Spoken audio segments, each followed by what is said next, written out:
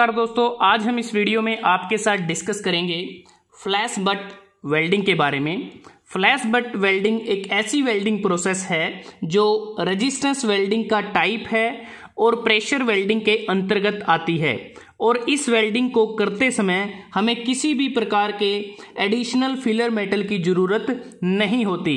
तो flash butt welding resistance butt welding का एक टाइप है जो अपसेट वेल्डिंग की तरह ही होता है, क्योंकि जो इक्विपमेंट हम अपसेट वेल्डिंग में यूज़ करते हैं उसी प्रकार का इक्विपमेंट हम फ्लैश बट वेल्डिंग में भी यूज़ करते हैं। तो जैसा कि नाम से पता चलता है, बट इस टाइप की वेल्डिंग का प्रयोग सिर्फ बट ज्वाइंट को लगाने के लिए किया जाता है। अब बात करते हैं कि फ्लैश बट वेल्डिंग में किस किस इक्विपमेंट की ज़रूरत होती है, इसकी वर्किंग किस प्रकार से है, इसकी एडवांटेज डिसएडवांटेज और एप्लीकेशन क्या क्या होती हैं।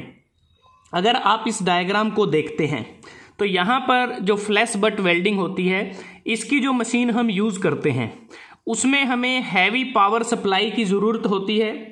उसके बाद हैवी करंट चाहिए हमें, और जो हैवी करंट है वो 1 लाख एम्पियर तक जा सकता है, और जो पावर इनपुट होती है वो 200 किलो वोल्ट एम्पियर होती है। और जो वेल्डिंग ट्रांसफार्मर इसमें यूज़ किया जाता है वो सिंगल फेज ट्रांसफार्मर होता है, लेकिन हम सिंगल फेज ट्रांसफार्मर यूज़ करते हैं जिसके कारण हमारी जो अनबैलेंसिंग आ जाती है लोड पर, और उसके कारण क्या होगा कि जो 3 फेज सप्लाई होती है हमारी मेन से, तो उसमें क्या है कि अनबैलेंसिंग लोड हो जाता है। इसलिए हमें इसके लिए रिकमेंड किया जाता है कि कोई एक स्पेशल ट्रांसफार्मर का यूज़ करें जो यूनिफॉर्मली लोड को डिस्ट्रीब्यूट करे। उसके बाद अगर हम बात करें क्लैंप्स एंड क्लैंपिंग फोर्स की बात की जाती है। फ्लैश बट वेल्डिंग मशीन में 2 क्लैंप हम यूज़ करते हैं। ये जो क्लैंप होता है ये फिक्स होता है, स्टेशनरी होता है, और ये जो क्लैंप होता है ये मूवेबल होता है, ये मूव कर सकता है। अगर हम बात करें क्लैंपिंग फोर्स की, तो जो क्लैंपिंग फोर्स हमें चाहिए वो इतना सफिशिएंट हो कि उसकी मदद से हम अच्छी तरह से जो वर्क पीस है उसको होल्ड कर सकें ताकि किसी प्रकार की स्लिपिंग ना हो। और जो क्लैंपिंग फोर्स हम फ्लैश बट वेल्डिंग में यूज़ करते हैं वो क्लैंपिंग फोर्स अपसेट वेल्डिंग में प्रयोग होने वाले फोर्स से तकरीबन 2 गुना होता है in case of mild steel. अगर ज़्यादा हाई स्ट्रेंथ मटेरियल को हमें क्लैंप करना है तो उस केस में वो फोर्स अपसेट वेल्डिंग में प्रयोग होने वाले फोर्स से तकरीबन 4 गुना ज़्यादा होता है। अगर हम बात करें क्लैंप्स की, जो क्लैंप्स हैं वो इस तरह से हों जिसको हम अच्छी तरह से इसको इलेक्ट्रिकली कॉन्टैक्ट प्रोवाइड कर सकें in case of heavy welding current. दूसरी बात कि जो क्लैंप्स हम यूज़ करते हैं वो वियर रेजिस्टेंट होने चाहिए और उन पे कॉपर अलॉय के इंसर्ट हों, साथ में वाटर कूल्ड ब्लॉक भी हों ताकि प्रॉपरली कूलिंग भी की जा सके। अगर वर्क पीस की बात करते हैं, वर्क पीस जो हम यूज़ करते हैं वो इसमें सिमिलर वर्क पीस भी यूज कर सकते हैं मेटल्स के, डिसिमिलर मेटल्स को भी वेल्ड किया जा सकता है। और वर्क पीस को क्लैंप में इंसर्ट करने से पहले हमें उसको अच्छी तरह से क्लीन करना होता है, ताकि हम अगर क्लीन नहीं करेंगे तो उससे क्या होगा कि जो क्लैंप्स या जो डाइज हमारी हैं ये बर्न हो सकती हैं। लोकल बर्निंग के कारण जो हमारी यहाँ पर जो फ्लैशिंग होती है उसके कारण भी ये बर्न हो सकते हैं। और जो वर्क पीस की जो लेंथ होती है बियॉन्ड द क्लैंप उसे हम शॉर्ट ही रखते हैं, कम रखते हैं। अगर ज़्यादा रखेंगे तो उसके कारण हमारी बकलिंग हो सकती है। तो उसके बाद अगर हम बात करें कि जो फ्लैश बट वेल्डिंग है इसमें जो वर्किंग है वो किस प्रकार से होती है, तो वर्किंग के लिए सबसे पहले जो 2 वर्क पीस हमें जिसको एंड टू एंड ज्वाइन करना होता है उसे हम क्लैंप में इंसर्ट करते हैं। जैसा इस डायग्राम में आप देख पा रहे हैं ये स्टेशनरी क्लैंप है, ये मूवेबल है। तो सबसे पहले हम क्या करेंगे, दोनों वर्क पीसीस को हम दोनों क्लैंप्स में होल्ड कर लेंगे। होल्ड करने के बाद जो नेक्स्ट स्टेप होगा उसमें क्या है कि हम जो वोल्टेज जो अक्रॉस द क्लैंप है तकरीबन 10 वोल्ट तक होती है, तो उसको हम अक्रॉस द क्लैंप उसको गुजारेंगे और साथ में हैवी करंट को भी गुजारा जाता है। और जो दोनों वर्क पीस के जो कॉन्टैक्टिंग जो सरफेस हैं उनको आपस में कॉन्टैक्ट में लेकर आते हैं, और जिसके कारण यहाँ पर जो फ्लैश और आर्किंग ये दोनों चीज़ें होती हैं। अपसेट वेल्डिंग में नहीं होता, ना वहाँ पर आर्किंग होती, ना वहाँ पर फ्लैशिंग होती। लेकिन जो फ्लैश बट वेल्डिंग होती है वहाँ पर जब जैसे ही दोनों वर्कपीस आपस में कॉन्टैक्ट में आते हैं वहाँ पर फ्लैश और आर्किंग होती है। तो इसके बाद क्या होगा कि जो पॉइंट ऑफ कॉन्टैक्ट हैं उनका जो टेम्परेचर है वो मेल्टिंग टेम्परेचर तक पहुंच जाता है, और साथ में अगर हम देखें हम यहाँ पर फोर्स भी अप्लाई कर रहे हैं, जिसके कारण क्या है कि जो मेटल है वो स्क्वीज हो जाता है।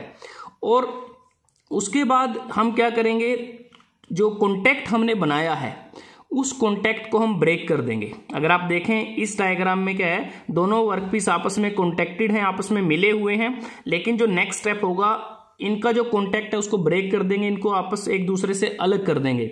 और अलग करने से क्या होगा कि यहाँ पर जो आर्क है वो अच्छी तरह से इनिशिएट हो जाएगी दोनों वर्क पीस के जो बीच में जो गैप है वहाँ पर। और उसके बाद फर्दर हम क्या करेंगे, जो क्लैंप है उसको फर्दर मूव करेंगे इस वर्क पीस की तरफ।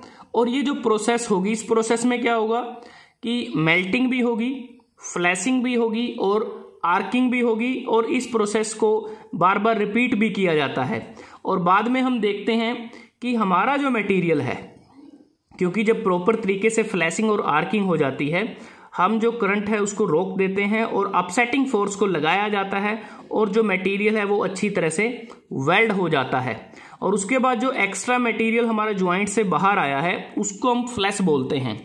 और फ्लैशिंग के कारण क्या है, अगर हम बात करें, ड्यू टू फ्लैशिंग जो होती है हमारी प्रोसेस के दौरान, उससे जो कॉन्टैक्टिंग जो फेसेस होते हैं दोनों वर्कपीस के, वहाँ पर जो कॉन्टामिनेंट्स होते हैं वो रिमूव हो जाते हैं, और जो सरफेस होता है उसको हम यूनिफॉर्मली टेम्परेचर पर उसको हीट किया जाता है। और फाइनली जो मूवमेंट होती है मूवेबल क्लैंप की, क्योंकि जैसे आप यहाँ देख रहे हैं उसको हम जो फाइनल स्टेप होता है वहाँ पर उसको इंक्रीज कर देते हैं रैपिडली, ताकि जो हाई फोर्स है उसको अप्लाई किया जा सके और हमें एक अच्छा वेल्ड मिल सके। और जो बाद में वेल्ड कंप्लीट होने के बाद जो फ्लैश होता है, हमारा जो एक्स्ट्रा मटेरियल होता है, उसको हम मशीनिंग के द्वारा या फिर ग्राइंडिंग के द्वारा उसको रिमूव कर सकते हैं। तो इस प्रकार से इसमें जो वर्किंग होती है। अब बात करते हैं कि जैसा बात की इसमें सिर्फ बट ज्वाइंट ही इसमें बनाए जा सकते हैं, और फ्लैश बट वेल्डिंग के द्वारा हम किस किस मटेरियल को वेल्ड कर सकते हैं। तो अगर आप देखें बहुत सारे मटेरियल हैं, जैसे माइल्ड स्टील है, मीडियम कार्बन स्टील है, अलॉय स्टील है। इसके अतिरिक्त जो नॉन फेरस मेटल हैं जैसे aluminium alloy, mnemonic alloys, titanium, dissimilar metals को भी हम वेल्ड कर सकते हैं। लेकिन कुछ ऐसे मटेरियल भी हैं जिसको हम फ्लैश बट वेल्डिंग के द्वारा वेल्ड नहीं कर सकते। उसमें जैसे लेड है, टीन है, जिंक है, एंटीमोनी है, बिस्मथ और इनके अलॉयज हैं, और कुछ कॉपर के अलॉय भी हैं जिसमें ये जो मटेरियल्स हैं ज़्यादा परसेंटेज में अवेलेबल होते हैं, जैसे लेड, टीन, जिंक, तो उनको भी हम वेल्ड नहीं कर सकते।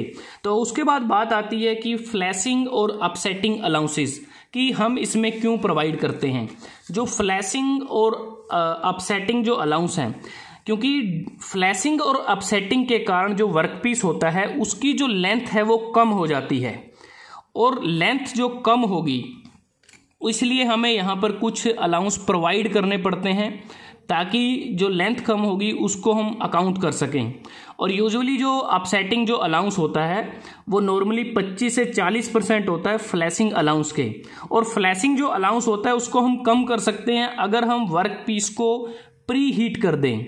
प्री हीट का मतलब है कि पहले उसको थोड़ा सा गर्म कर दिया जाए, और उसको हम कर सकते हैं कि जो वर्क पीस हैं आपस में उनको बड़ी तेज़ी के साथ उनको एक दूसरे के कॉन्टैक्ट में अगर हम लेके आएँ बार बार, तो नंबर ऑफ टाइम ऐसा करना पड़ेगा जिससे वो प्री हीट हो जाएंगे। और ये जो पीरियड रहता है तकरीबन 1 या 2 सेकंड में हमें उन नंबर ऑफ टाइम्स एक दूसरे के साथ कॉन्टैक्ट में लेके आना होता है, और उससे वो प्री हीट हो जाते हैं। तो इस प्रकार हमारा जो अलाउंस है उसको हम कम कर सकते हैं। इसके अतिरिक्त जो हमारा इंटरफेस होता है दोनों वर्कपीस के बीच में, अगर वो यूनिफॉर्मली हीट नहीं हुआ तो उसके कारण हमें फ्लैट स्पॉट मिलता है, और वहाँ पर कोई हमारा मोल्टन मेटल पूल नहीं बनता। अब बात करते हैं कि इस वेल्डिंग के एडवांटेज क्या हैं, डिसएडवांटेज क्या हैं और एप्लीकेशन क्या हैं। एडवांटेज की अगर बात करें, फ्लैश बट वेल्डिंग के द्वारा हम डिसिमिलर मेटल्स को डिफरेंट टेम्परेचर पर, मेल्टिंग टेम्परेचर पर फ्लैश वेल्ड कर सकते हैं।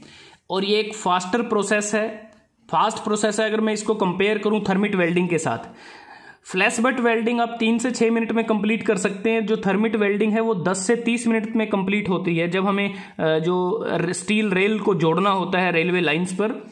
और दूसरा कि इसमें हमें बट वेल्डिंग के कंपैरिजन में कम करंट की आवश्यकता होती है, और इसमें हम जो रफ और इरेगुलर जो एंड होते हैं वर्क पीसीस को, उसको आसानी से फ्लैश वेल्ड कर सकते हैं, क्योंकि इसमें हमें अलग से वेल्ड सरफेस को प्रिपेयर करने की आवश्यकता नहीं होती।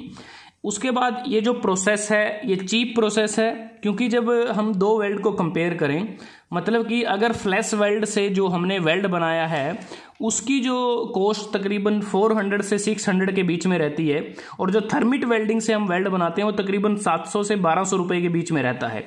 अब बात करते हैं डिसएडवांटेज की। डिसएडवांटेज में अगर आप देखें, जो हमारा इंजेक्टेड जो मोल्टन मेटल पार्टिकल्स होते हैं उसके कारण कई बार फायर के चांसेस रहते हैं, कई बार फायर लगने के भी चांसेस रहते हैं, तो इसका मेन डिसएडवांटेज है।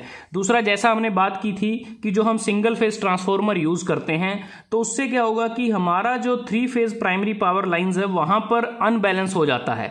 तो इसलिए रिकमेंड किया जाता है कोई स्पेशल ट्रांसफार्मर ही यूज किया जाए, जिससे हम लोड को यूनिफॉर्मली डिस्ट्रीब्यूट कर सकें। दूसरी बात कि जब वेल्ड कंप्लीट हो जाता है उसके बाद जो फ्लैश निकल के आते हैं वेल्ड में, जैसा आप इस डायग्राम में देखें, ये जो फ्लैशेस हैं इनको रिमूव करने के लिए एक्स्ट्रा या तो मशीनिंग ऑपरेशन करना पड़ता है या कोई अलग से स्पेशल इक्विपमेंट चाहिए जिसकी मदद से इसे रिमूव कर सकें। उसके बाद अगर जो स्मॉल क्रॉस सेक्शन के जो वर्क पीसेस होते हैं उनकी अलाइनमेंट करने में थोड़ी दिक्कत आती है, ये भी इसका एक डिसएडवांटेज है। उसके बाद अगर हम बात करें इसकी जो एप्लीकेशन क्या क्या हैं, बहुत सारी एप्लीकेशन है। जैसे आप देखें जो रेल्स को वेल्ड करने में देख सकते हैं, जैसे यहाँ पर रेलवे जो ट्रैक है यहाँ पर जो रेल्स हैं उनको वेल्ड किया जा रहा है, और स्टील स्ट्रिप को वेल्ड कर सकते हैं, विंडो फ्रेम को कर सकते हैं, ऑटोमोबाइल एक्सल को कर सकते हैं, व्हील रिम को वेल्ड किया जा सकता है, aircraft engine ring, heavy duty chain links, motor frame, transformer tank, steel container इत्यादि। तो ये बहुत सारी एप्लीकेशन है जिसे हम फ्लैश वेल्ड वेल्डिंग के द्वारा प्राप्त कर सकते हैं। तो दोस्तों, आज हमने इस वीडियो में आपके साथ डिस्कस किया रेजिस्टेंस वेल्डिंग का महत्वपूर्ण टाइप फ्लैश बट वेल्डिंग, जो प्रेशर वेल्डिंग के अंतर्गत आता है, जिसे हम बिना किसी फिलर मेटल के कंप्लीट कर सकते हैं। अगर आपको ये वीडियो अच्छा लगा आप इसको लाइक कर सकते हैं, शेयर कर सकते हैं अपने दोस्तों के साथ, स्टूडेंट्स के साथ। जल्दी हाजिर होते हैं एक नए वीडियो के साथ, तब तक के लिए धन्यवाद। आपका दिन शुभ रहे।